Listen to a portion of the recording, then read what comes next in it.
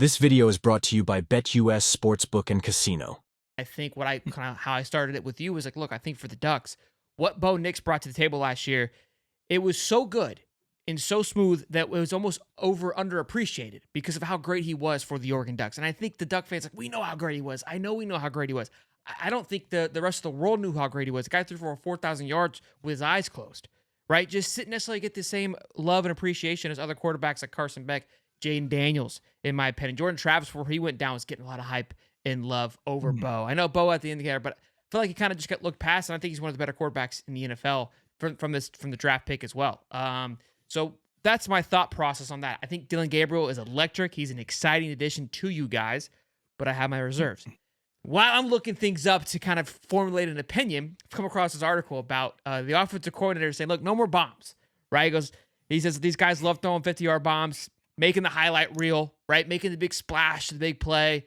And I go, look, these are my reserves of Gabriel, because at Oklahoma, guys just slinging the rock. Let him go do him, roll out, throw it on the football field. And this is where Bo Nix, the presence that he brought to the organization, to the team, a very NFL presence, NFL-minded quarterback. And even in the article, it talks about where, moreover, Stein uses former Duck and now Denver Broncos quarterback Bo Nix to teach his players his preferred style of play, emphasizing the value of choosing simple throws and not forcing the touchdown bombs to win football games.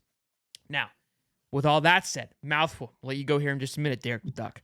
I did some more digging because, again, I watched a lot of Dylan Gabriel at Oklahoma because I wanted Oklahoma to fail miserably. So I was watching with a different lens. Respect Dylan, wanted him to fail miserably. Now, tables have turned. Love me some Duck. So we're all good. No need to yell at me. But I want to see, like, what are recent issues that we, as a Duck fan, what you should be looking out for, right? His lowest QBR were against Kansas and Oklahoma State with 64. All right. Both those teams ran a 4.25 against him, meaning more cornerbacks in the play, much harder to read, a lot of zone reads on that, which turnovers, because you're trying to read what's going on. Is he going to step up? Is he going to step back?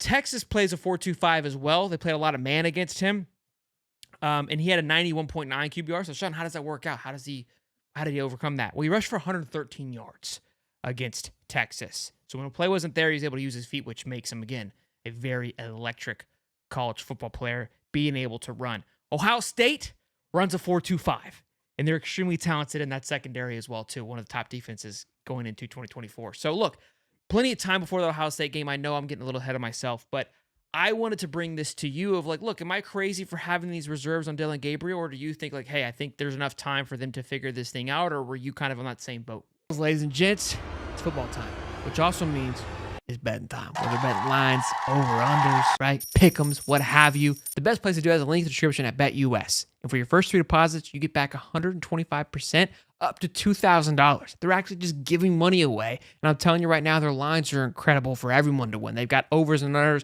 that are making me scratch my head going, are they sure they want to do this? 4.5 on Florida. They got 10.5 on Oregon. Fantastic stuff. You guys want to be sure to check that thing out. So link is in the description. Let's get back to the content here. And be sure to like and subscribe too if you can as well, leading into this season.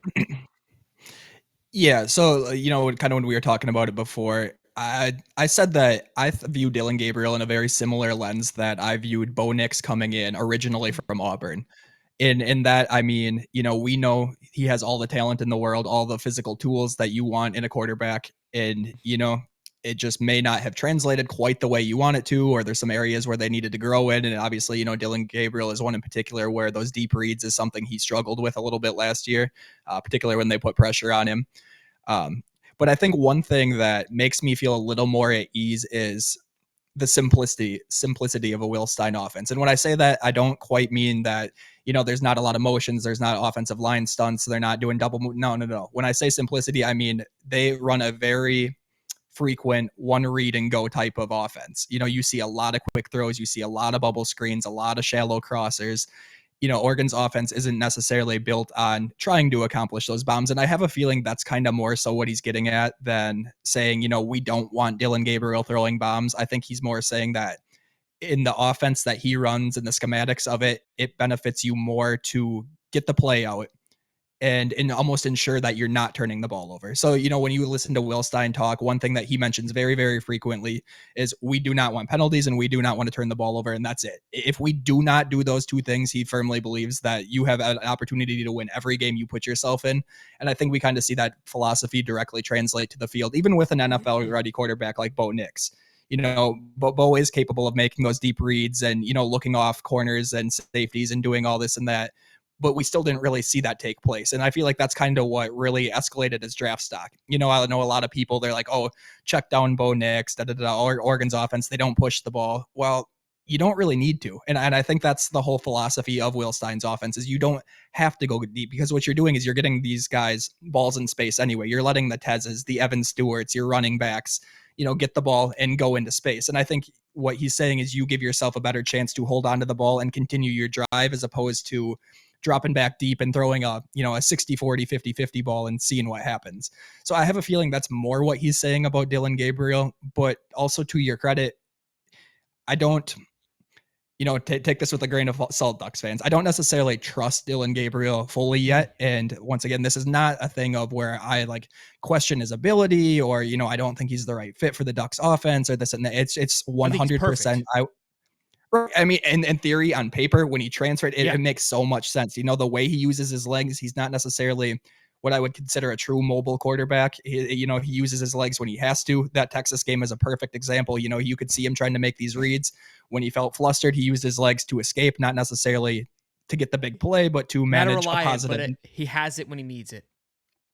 100%. And I think that's kind of what we're going to see in this offense again. Very similar to the Bo Nix offense that he ran with Kenny Dillingham, where Bo did run a little bit more than use his legs. And I kind of have a feeling that's what we're going to see out of Dillon, just because, he doesn't have that second year in an Oregon offense to learn and get comfortable and get the timing down with all these guys. So, in all, I would say I do have some concerns just until it's able to translate on the field and we're able to see if was able to make growth in the offseason. But I do feel like at the same time, we have the right man for the job to, do exactly what we want to do. I think if he takes care of the ball, he's going to have an exceptional year, just, based off the offensive line that's in front of him and the receivers on the outside and the depth and the running back. You couldn't ask for a better supporting cast to take some of that pressure off of him.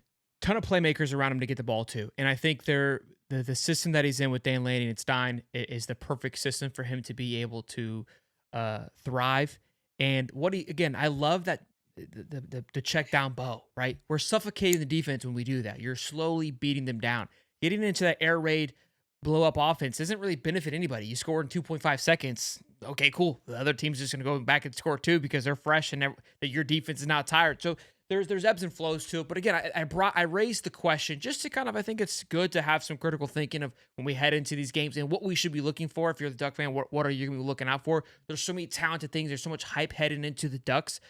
Speaking to, we're going to get into that as well when we break down the scrimmage and the interview of Dan. You don't get much out of him. And following Florida football and other fan bases, these guys get obliterated from the beat writers. And I have a thought because of that, and we'll get into it. But This video is brought to you by BetUS Sportsbook and Casino.